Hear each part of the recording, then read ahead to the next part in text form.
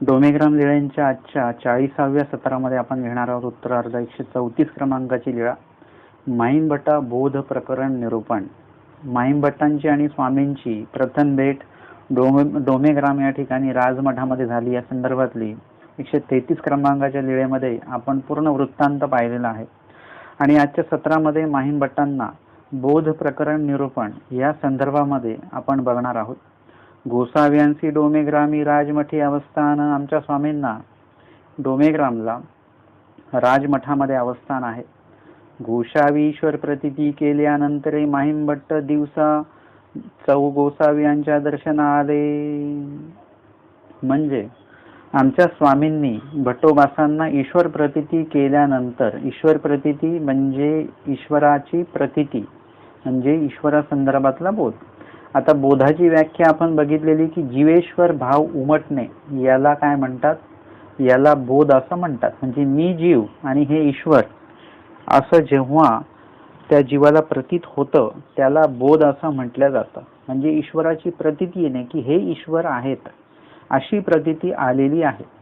म्हणजे कधी आलेली ती, जेव्हा भट्टोबास माहीमभट्टांना जेव्हा स्वामींनी पंचकृष्ण हे प्रकरण जेव्हा निरूपण केलेलं आहे, सूत्रपाठामध्ये सगळ्यात पूर्वी प्रकरण पहिले येतं, त्याला लागूनच पंचकृष्ण प्रकरण येतं। त्याच्यामध्ये कुणाचं दास्य करायचं हे स्वामींनी सांगितलेलं होतं।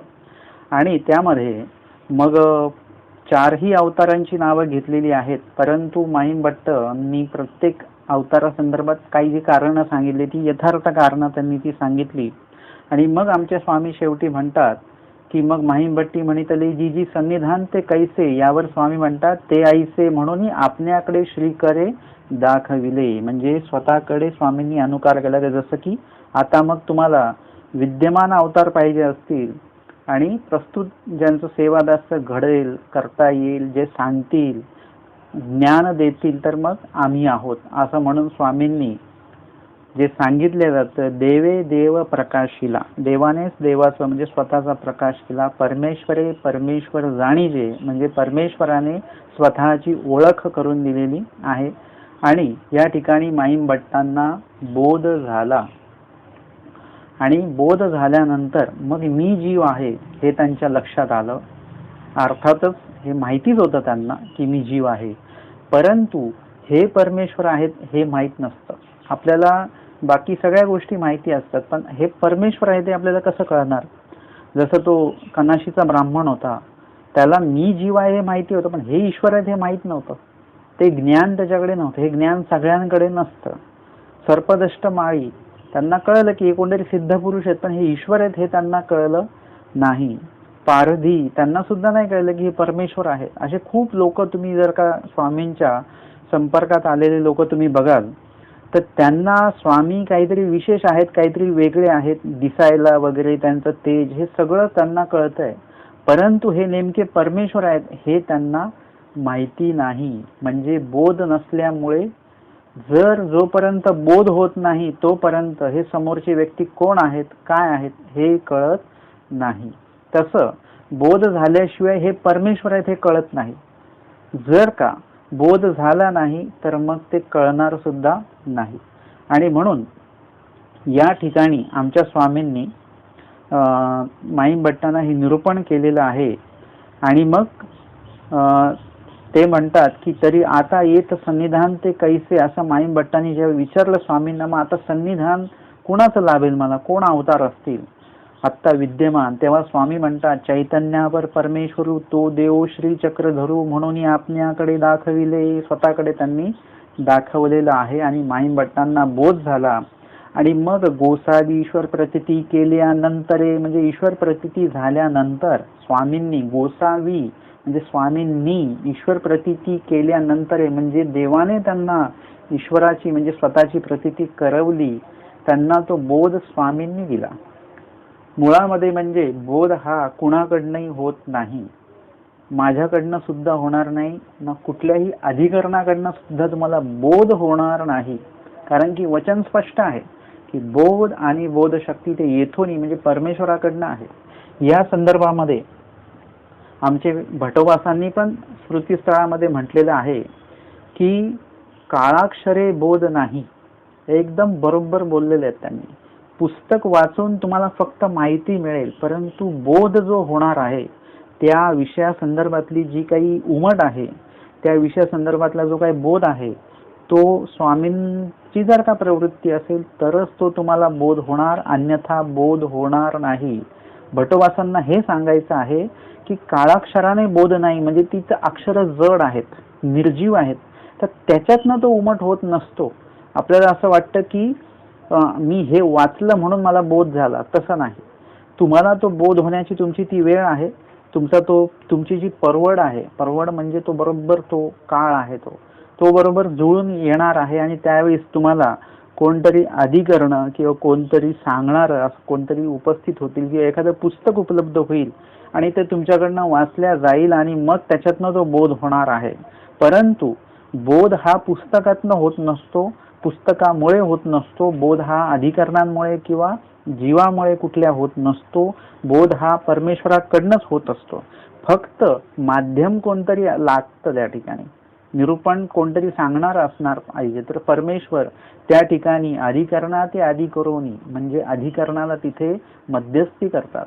एखाद्या भिक्षुकाशी, एखाद्या तपस्विनीशी, एखाद्या वाचनिकाशी, एखाद्या पुस्तकाशी निमित्त केल्या जातं, मध्यस्थी केल्या जातं आणि त्या माध्यमातनं काय होतं की त्या जीवाला बोध होतो. परंतु माध्यम ते जरी असलं तरी बोध देणारे हे परमेश्वर आहेत. म्हणून इथे लक्षात घ्या की वचन स्पष्ट आहे, बोध आणि बोधशक्ती ते परमेश्वराकडनं जीवाला प्राप्त होत असते. माहिमभट्ट दिवसा चौ गोसावी यांच्या दर्शन आले, म्हणजे 4 दिवसांनी परत माहिमभट्ट जे आहेत आमच्या स्वामींच्या दर्शनासाठी, भेट घेण्यासाठी, जिज्ञासा जी त्यांना काय असतील, त्यांना जे काही प्रश्न असतील ते प्रश्नांची निरसन करण्यासाठी माहिमभट्ट पुन्हा एकदा आमच्या स्वामींच्या सन्निधानी आलेत. दंडवते घातली, श्रीचरणा लागले, स्वामींच्या समोर बसलेले आहेत. त्याआधी त्यांनी दंडवते घातली, श्रीचरणा लागलेत आणि मग माहिमभट्ट स्थिर झाले आपल्या जागेवर आणि माहिमभट्ट स्वामींकडे जिज्ञासा व्यक्त करतात. मग माहिमभट्टी पुसले, जी गोसावी परमेश्वर होती तरी जीवासी बोध कैसा देती ते निरूपावे जी. जर का आपण परमेश्वर आहात तर जीवासी बोध कैसा देती म्हणजे जीवाला बोध कशा पद्धतीने दिला जातो ते मला त्या संदर्भात आपण थोडं निरूपण करा. स्वामी म्हणतात, भटो एका जीवाप्रती परागिरा करुनी परमेश्वर आपले अस्तित्व साधती. म्हणजे एका जीवाप्रती, एक जीव म्हणजे कोण, ज्याने ज्ञानाधिकार जोडलेला आहे, ज्याला आता ज्ञान द्यावे अशी ज्याची ती एक शुद्ध वेळ आलेली आहे. म्हणजे प्रत्येक तुमचं जे जीवनचक्र चालतं त्याच्यामध्ये तुम्हाला कुठल्या वेळेला काय द्यायचं, कुठल्या वेळेला काय भोग द्यायचा आहे, आनंद द्यायचा आहे की दुःख द्यायचं आहे, ह्याचं पूर्ण ते ठरलेलं भाग आहे. तो जेव्हा भाग येईल तेव्हा तुम्हाला दुःखच होईल, तो भाग जेव्हा येईल तेव्हा सुखच होईल. म्हणजे तुम्ही जे काही दुःख सुख भोगता तर त्याचं एक प्रमाण आहे की त्यावेळेला ते आलं की बरोबर, जसं बघा आता ते त्या दिवशी चक्रीवादळाचं होतं तर त्याचं तो एक आलेली होती लिंक. मग ते जर का आपण खाली जर का त्याला प्ले केलं तर मग ते 1 वाजता ते वादळ कुठे असणार, 2 वाजता कुठे असणार, 3 वाजता कुठे असणार. तसं तुम्हाला 1 वाजता कुठलं काय भोगणार आहात, तुम्ही 1:05 काय भोगणार आहात, हे सगळं ते प्ले असतं समजा. तर ते प्ले केल्यानंतर सगळं त्याच्यामध्ये दिसेल. ते आता आपल्याकडे ते नाही उपक्रम, तो म्हणजे वादळ बघण्याचा उपक्रम ते होता, आपल्याकडे लिंक होती, पण आपले स्वतःचे कर्म बघायची आपल्याकडे ती सोय नाहीये, ती सोय ठेवलेली नाही आवर्जून. तर या ठिकाणी असे ते दुःख भोग किंवा सुख भोग सुरू राहतात.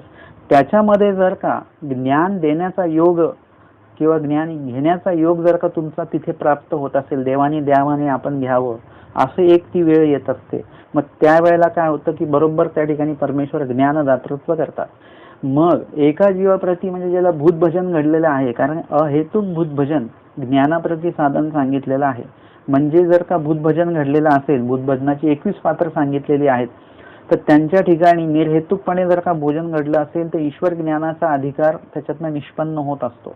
आणि तो निष्पन्न जर का झालेला असेल तर तो कधी ते ज्ञान द्यावं, म्हणजे ज्ञान देण्यासाठी मग काही अडथळे असतील, ज्ञान द्यावं तर ते ज्ञान देण्यामध्ये काही अडथळे असतील तर ते अडथळे आधी नासावे लागतात आणि मग ज्ञान द्यावं लागतं. म्हणजे तुम्ही भाजी तर आणलेली आहे, परंतु ती भाजी डायरेक्ट बनवता येत नसते, त्याला त्याच्यातले वरचे काहीतरी सालपट तुम्हाला काढावी लागतात, काही त्याच्यातलं काही अनावश्यक भाग तो आहे तो काढावा लागतो आणि मग ती भाजी चिरावी लागते आणि मग ती बनवावी लागते. तसंच आहे की ज्ञानाची परवड तर आहे, ज्ञानाचा अधिकार पण जोडलेला आहे, परंतु विशिष्ट अडथळे जे आहेत ते अडथळे नासल्याशिवाय ज्ञानदातृत्व परमेश्वर करू शकत नाही. तर ते अडथळे नासता नासता मग त्याच्यामध्ये जिथे कुठे ते अडथळे सगळे नासले आणि ज्ञान देण्याची योग्यता जर का तिथे बरोबर फळास आली की मग परमेश्वर काय करतात, त्या जीवाला ज्ञान देत असतात. ह्याला म्हणतात की एका जीवाप्रती, म्हणजे त्या जीवाप्रती ज्याने ज्ञानाधिकार जोडलेला आहे, ज्याची ती ज्ञान देण्याची परवड आलेली आहे, ती वेळ आलेली आहे, त्या जीवाप्रती परमेश्वर काय करतात, परागिरा, परा म्हणजे परावाचा, परा पश्यंती मध्यम आणि वैखरी अशा एकूण 4 वाचा सांगितलेल्या आहेत. परा म्हणजे परमेश्वराची वाचा, ती परमेश्वराची वाचा फक्त परमेश्वरांनाच कळते, ती आपल्याला कळणार नाही. मग ती आपल्याला कळावी म्हणून काय करावं लागतं की त्याच्यासोबत काय करावं लागतं, ती वैखरी वाचा जोडावी लागते. वैखरी म्हणजे ही मनुष्याची वाचा आहे. तालवोष्टपूट व्यापारी यंत्रोद्भवा वैखरी, म्हणजे वैखरी वाचेची निर्मिती कशी होते, तालवोष्टपूट व्यापारी म्हणजे दोन्ही ओठ, टाळू, जीभ वगैरे यांच्या माध्यमातनं, आता आपण जे बोलतोय त्याच्यामध्ये जीभ उपयोगी येते, टाळू उपयोगी येतो, दोन्ही ओठ उपयोगी येतात. तालवोष्टपूट व्यापारी यंत्रोद्भवा वैखरी म्हणजे या माध्यमातनं वैखरी वाचा ही बोलल्या जाते. तर मग परमेश्वराची परावाचा आणि मनुष्याची वैखरी वाचा या दोन्हीचं काय केलेलं जातं, संमेलन घडवलं जातं आणि या संमेलनातनं संवाद होतो ब्रह्मविद्येचा. म्हणजे परमेश्वर जर का आपल्या भाषेत बोलले, त्यांच्या स्वतःच्या भाषेत बोलले तर आपल्याला कळणारच नाही. परा या वाणीमध्ये जर का ते बोलले, भाषेमध्ये म्हणण्यापेक्षा वाणी असं आपण म्हणूया, परा पश्यंती मध्यमा वैखरी अशा 4 वाण्या आहेत. परमेश्वराची वाणी जी आहे ती परावाणी आहे.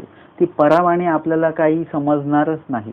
जसं रिद्धपूरमध्ये दोन्ही अवतार, आमचे श्रीप्रभू आणि आमचे स्वामी, ते समोर बसून ते दोन्ही अवतार काय बोलत होते ते म्हणतात की बाबा ते कुणीही जाणू शकत नाही, डोळ्यांच्या इशाऱ्याने की कशाने ते बोलत होते. अर्थातच तिथे परावाणी जी आहे ती परावाणी तिथे कार्य करते आहे आणि त्या माध्यमातून त्यांचा संवाद होतो आहे.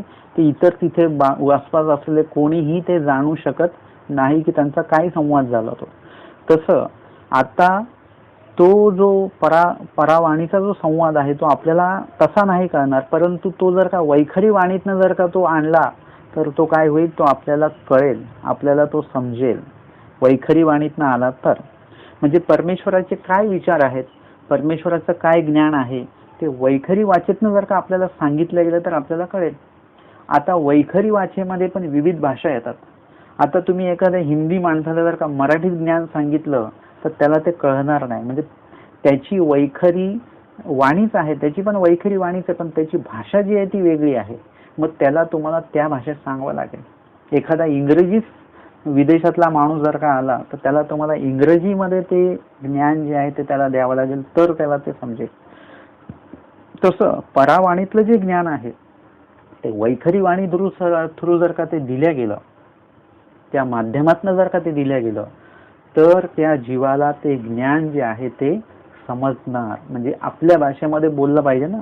आता बघा, आपल्याला प्राण्यांची भाषा तरी कळते का? एखादा कुत्रा भुकला समजतं आपल्याला तो काय बोलतोय, माकड एकदा काहीतरी हे करतं का तर आपल्याला समजतं का? एखादी पक्षी जर का चिवचिवाट करतात, काय करतायत, तर ती भाषा आपल्याला कळते का त्यांची? नाही कळत, कारण की त्यांची पण ती वैखरी वाणीच आहे एक प्रकारे. परंतु आपली जी काही भाषा जी आहे, भाषेमध्ये अंतर आहे. त्यांची भाषा वेगळी आहे, आपली भाषा वेगळी आहे.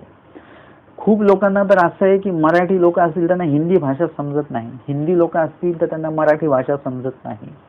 परंतु दोघांचं जे काही वैखरी वाचेचं जे कार्य आहे त्या वैखरी वाचेच्या माध्यमातूनच बोलल्या जातं.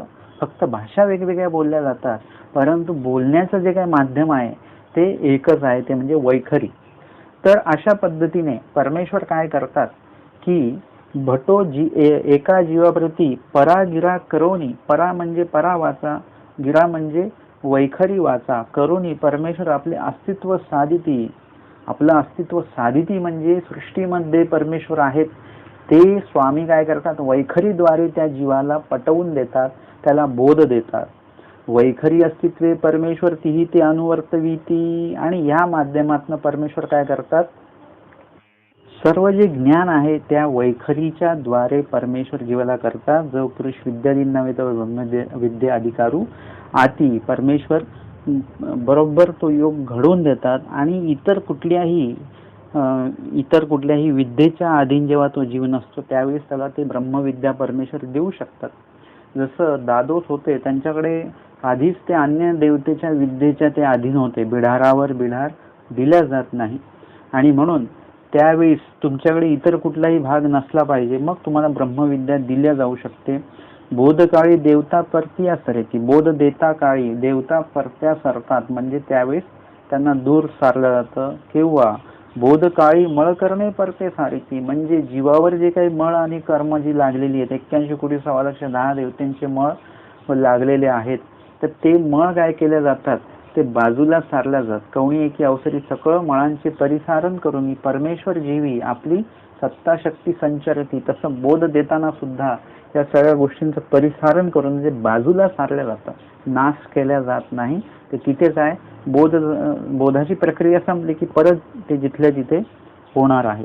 मळ कर्म जे आहेत ते परते सारथी, बोध देती अवसरी जीव चारी घड्यापर्यंत अनाथ होऊन असे, 4 घड्यापर्यंत तो जीव अनाथ होऊन असतो.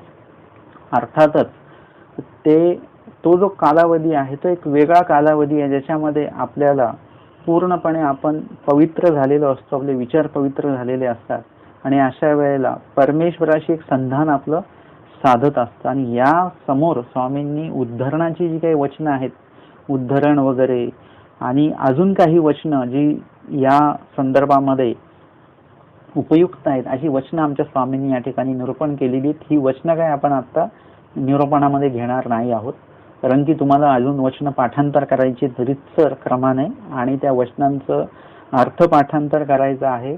म्हणजे ही वचनं तुम्हाला स्वतःला अभ्यासायची आहेत, स्वतः अभ्यासायची ती तळमळ तुम्हाला दाखवायची आहे. आणि इथून पुढच्या संपूर्ण निरूपणामध्ये माईम भट्टांचे महत्वाचे प्रश्न आहेत, आणि त्याला महत्वाच्या त्या प्रश्नांना त्याचपेक्षा महत्वाचे असलेल्या वचनांच्या माध्यमातून आमच्या स्वामींनी त्यांना उत्तर दिलेलं आहे.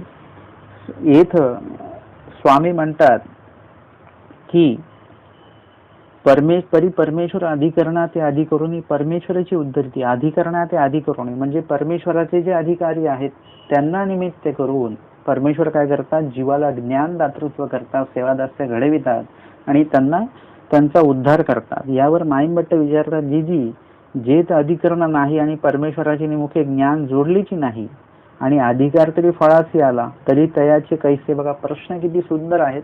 माईम भट्ट हे काय आहेत, म्हणजे त्यांची विचारशैली, अभ्यासशैली वगैरे काय आहे हे वेगळं काही सांगायला नको, आणि त्यांच्या व्यापकतेबद्दल आपण सांगूही शकत नाही, एवढे प्रगल्भ विचार सारणीची ही व्यक्ती आहे माईम भट्ट. ते विचारतात, बघा प्रश्न कसा विचारलेला आहे, देवा जिथे एखाद्या अधिकरण सुद्धा नाही आहेत, म्हणजे कुठले अधिकारी परमेश्वराचे जे जीव आहेत ते सुद्धा तिथे नाहीत, आणि परमेश्वराच्या मुखे ज्ञान जोडलेलं सुद्धा नाही, म्हणजे तिथे परमेश्वर प्रगट व्हावे किंवा कुणीच नाही, आणि ज्ञानपाळी तर आलेली आहे तर लगेच परमेश्वर प्रगट होते ज्ञान देतील, तर देवाच्या मुखाने, ईश्वर अवताराच्या मुखाने त्याने ज्ञान जोडलेलं नाहीये, आणि अधिकार तर आला त्याचा फळाला, म्हणजे बरोबर आता ज्ञान दातृत्व करायचंय, मग आता कसं करणार. स्वामी म्हणतात, येथ प्रवृत्ती झाली तर स्तंभा एका ते निमित्त करून उद्धरी जेल, आणि येथ प्रवृत्ती झाली तर स्तंभा एका ते निमित्त करून बोधी जेल, म्हणजे कुणाच्याही माध्यमातनं आम्ही काय करू शकतो, ती व्यवस्था, परमेश्वर काहीही व्यवस्था करू शकतात. अधिकरण जरी तिथे नाही आहेत तरी स्वामी सांगतात, स्तंभात एका ते निमित्त करून बोली जाईल, म्हणजे जो आपल्या धर्मावर दृढ आहे अशा व्यक्ती बरोबर त्या ठिकाणी त्या व्यक्तीचा योग परमेश्वर आणतील, आणि बरोबर तो जो काही त्याला जो ज्ञान दातृत्व करण्याचा जो काही भाग आहे तो पूर्ण करतील. बघा खूप वेळा असं होतं ना की आपल्याला प्रश्न पडतो आणि कुणीच नसतं, आणि त्या वेळेला कुठल्या तरी माध्यमातून आपल्याला आपलं उत्तर मिळतं. म्हणजे परमेश्वर तुम्हाला पडलेलं जो प्रश्न आहे, जिज्ञासा आहे, त्याचं उत्तर मिळवून देण्याचं जबाबदारी परमेश्वराची आहे. एक तर ते स्वतः देतील, म्हणजे स्वतः येऊन देतील, परंतु तसा जर अधिकार नसेल तर त्यांच्या कार्यामार्फत तुम्हाला काय करतील ते उत्तर देतील. किंवा एखादं पुस्तक तुम्ही काढाल आणि वाचा, रे हेच प्रश्न पडला होता मला आणि नेमकं हेच म्हणजे विषय आला. कधी कधी असं होतं की काही लोक मला म्हणतात, आम्हाला 2 दिवसा पहिलेच आमका प्रश्न पडला होता आणि तुम्ही ही लीळा घेतली, ह्या लीळेमध्ये आम्हाला हा प्रश्न, आमच्या प्रश्नाचं उत्तर आम्हाला मिळालं. म्हणजे ह्याला काय म्हणतात, स्तंभ एका ते निमित्त करून. म्हणजे कुठल्याही माध्यमातून जे धर्मदृढ आहेत, धर्मावर ठाम आहेत, अशा व्यक्तीच्या माध्यमातून, अशा जे काही ईश्वराची ओळख करून देईल अशा माध्यमातून परमेश्वर काय करतात, तुम्हाला ते तुमच्या ज्ञानाची पूर्तता जी आहे ती पूर्तता परमेश्वर करत असतात. आणि स्वामी पुढे सांगतात की या स्तंभा एका ते निमित्त करून बोलीजे, यावरी मायंबट्टी पुसले जी जी, या जीवासी ऐशी ऊर्ध्वमती नाही, जे परमेश्वर ज्ञान जोडे, ना जीवासी ज्ञान तैसेनी जोडे. म्हणजे जीवाला जिथे ऊर्ध्वमतीच नाहीये की परमेश्वर ज्ञान जोडावं, मला देवाचं ज्ञान व्हावं, अशी मतीच नाहीये. बघा, खूप लोक कितीतरी कोर्स करतात, हा कोर्स, तो कोर्स, तो कोर्स, तो कोर्स, सगळं ते करत असतात, परंतु त्यांना परमेश्वराचं ज्ञान व्हावं अशी मतीच त्यांच्यामध्ये नसते. आता कुणाला असं वाटतं की बाबा दिवसातला 1 तास मला ईश्वर ज्ञानासाठी द्यायचा आहे. 1 तास तुम्ही सकाळच्या व्यायामासाठी देतात, आपले 15 ते 20 मिनिटं नुसतं चहा पिण्यामध्ये जातात, त्याच्यानंतर नाश्त्यामध्ये आपला जवळजवळ अर्धा तास जातो. म्हणजे या सगळ्या गोष्टींसाठी आपण वेळ दिलेला आहे, परंतु परमेश्वर ज्ञान घेण्यासाठी मला वेळ द्यायचा आहे असं कोण ठरवतं बरं? 24 तासातला 1 तास तरी देवासाठी द्या. नुसते ते देवपूजा वगैरे याच्यासाठी नाही म्हणत मी. देवपूजा, स्मरण वगैरे आता चालूच आहे तुमचं, त्याच्यासाठी तर वेळ द्याच तुम्ही, परंतु ज्ञानासाठी तुम्ही 1 तास वेळ द्या तर तुमचा अभ्यास होईल. आता ते काय होतं की मध्ये मध्ये लोक काय काय विचारत राहतात, बाबा याचा अर्थ काय, बाबा त्याचा अर्थ काय, बाबा 83 म्हणजे काय. त्यांना विचारतो 9 प्रकरणं पाठ केली का? नाही. बाकीची वचनं पाठ आहेत का? नाही. वचनांचे अर्थ पाठ आहेत का? नाही. एकदम 83 का विचारता तुम्ही? टप्प्याटप्प्याने जा. म्हणजे तुम्ही कुकर लावता, मग ते पहिले एकदम 3री सिटी पहिले करता का तुम्ही? नाही, पहिली सिटी पहिली, 2री सिटी दुसऱ्यांदा, 3री सिटी तिसरी. म्हणजे ते टप्प्यानेच असतं ना ते सगळं. म्हणजे त्या हिशोबाने आपण चाललं पाहिजे की क्रमाने चला.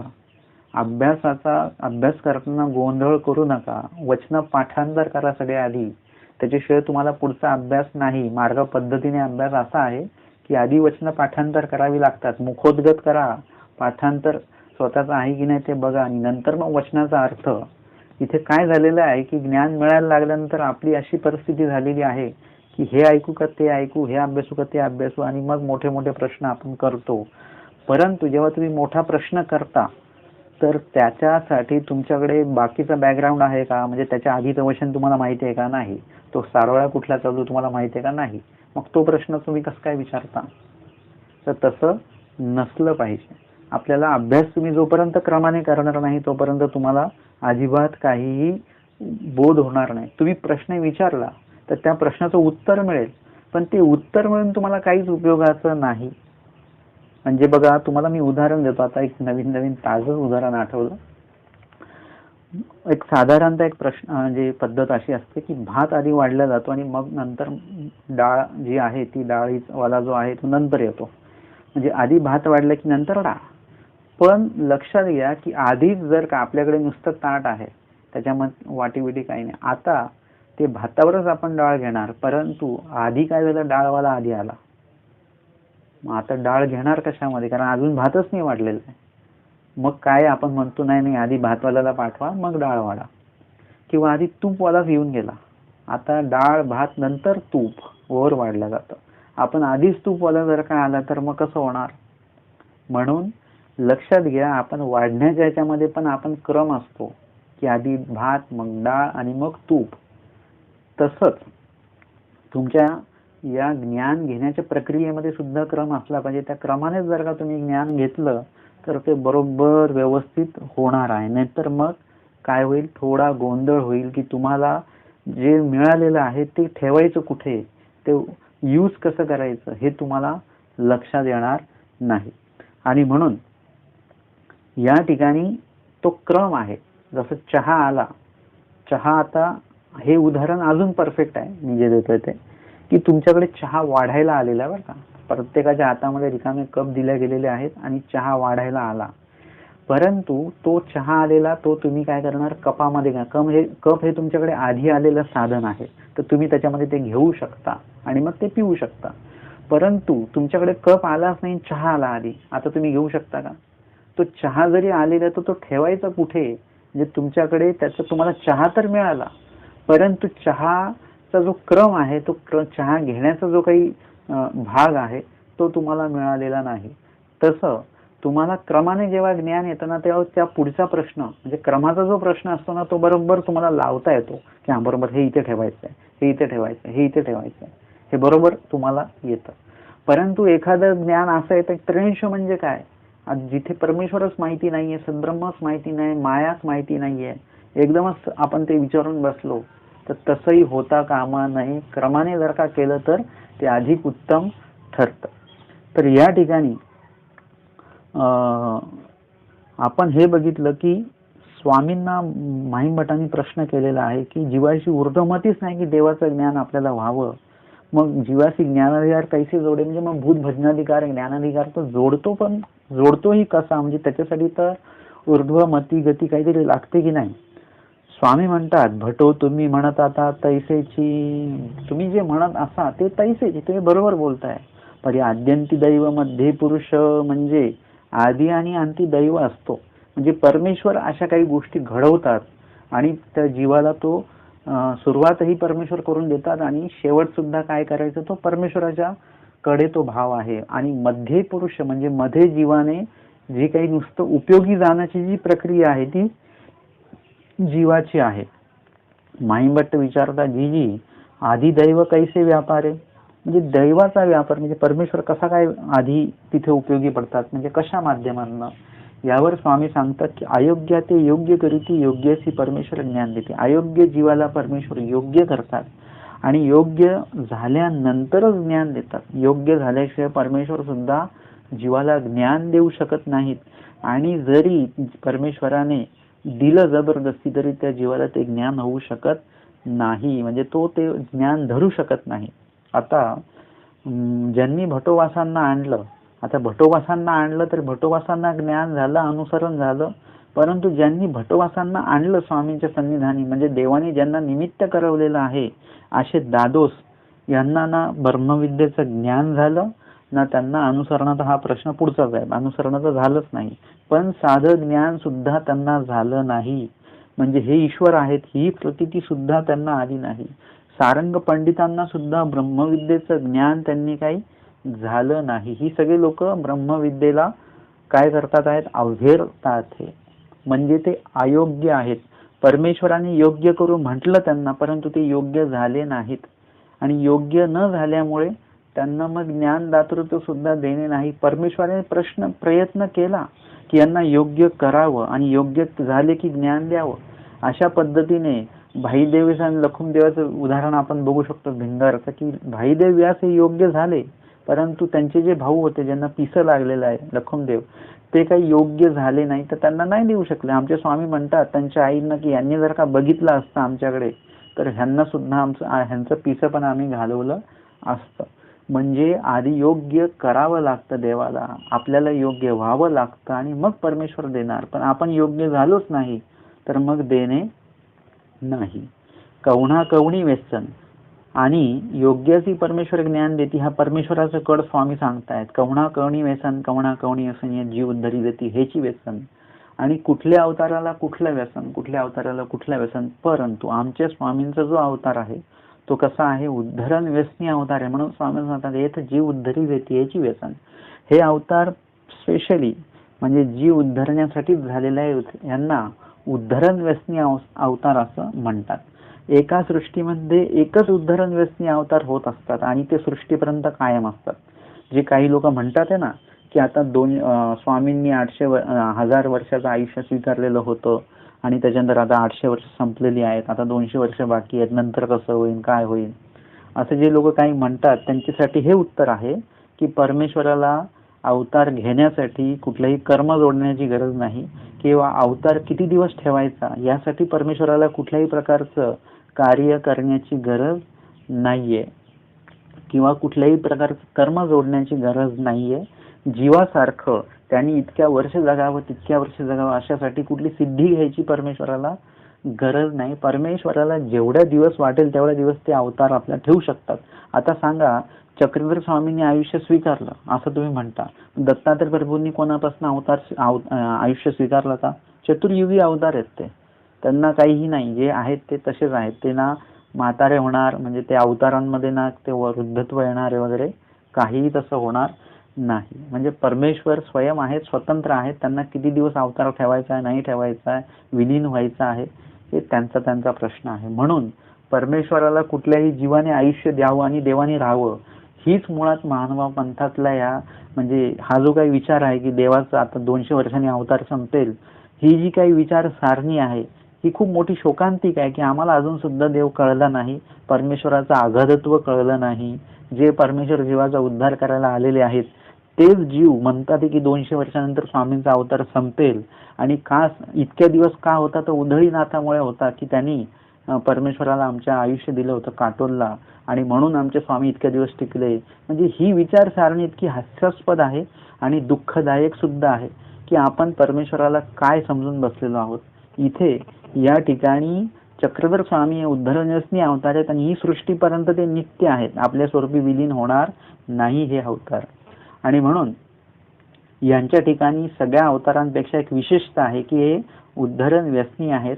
येथचे व्यसन जयाचे प्रतिबंधे तया लागी हे ईशाळूंचे ईशाळू, आणि परमेश्वराच्या उद्धरण व्यसनी हा जो काही भाग आहे, उद्धरणाचं जे व्यसन आहे, याच्यामध्ये जो प्रतिबंध आणेल, म्हणजे तुम्ही एखाद्याला ज्ञान घेण्यापासून वंचित ठेवत असाल, एखाद्याची योग्यता वाढवण्यापासून त्याला दूर नेत असाल, जसं दादोसांनी महादाईसांना काय केलेलं आहे, दूर नेलेलं सन्निधानाच्या, असं काही तुम्ही प्रक्रिया करत असाल, एखाद्याच्या स्मरणात अडथळा तुम्ही आणत असाल.